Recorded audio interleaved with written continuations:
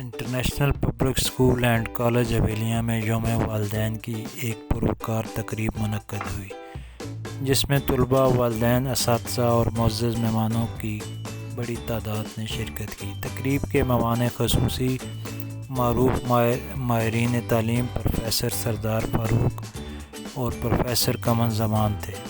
تقریب کا آغاز تلاوت کلام پاک اور نعت رسول مقبول صلی اللہ علیہ وآلہ وسلم سے ہوا۔ بعد ازاں طلباء نے رنگا رنگ ثقافتی اور علمی پروگرام پیش کیے، جنہیں حاضرین نے خوب سراہا۔ اس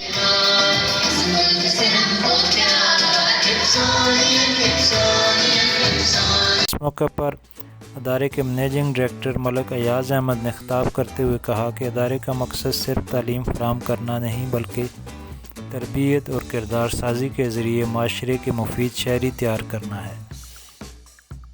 انہوں نے بتایا کہ international public school and college نے اپنی خدمات کا دائرہ ایبٹ آباد، ہری پور اور حویلیاں سے بڑھا کر اب وفاقی دارالحکومت اسلام آباد تک پہنچا دیا ہے، جہاں ایک نیا کیمپس کامیابی کے ساتھ قائم کر دیا گیا ہے۔ ملک ایاز نے نمایاں کارکردگی دکھانے والے طلباء و طالبات کو مبارکباد دیتے ہوئے کہا کہ ان کی محنت اور اساتذہ کی رہنمائی کے باعث ادارے کی ساکھ میں مزید بہتری آئی ہے۔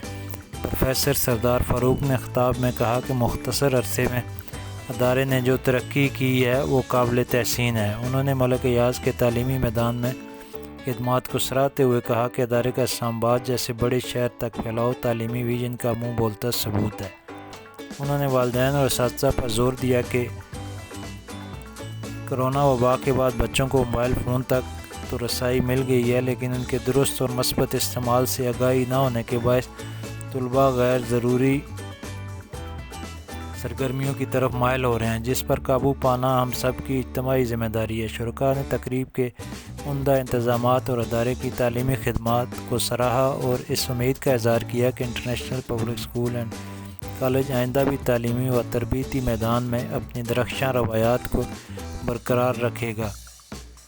تقریب کے دوران پوزیشن ہولڈر طلباء طالبات کو ایوارڈز، میڈل سے نوازا گیا اور لیپ ٹاپ دیے گئے، جبکہ مہمان گرامی کو شیلڈ پیش کی گئی۔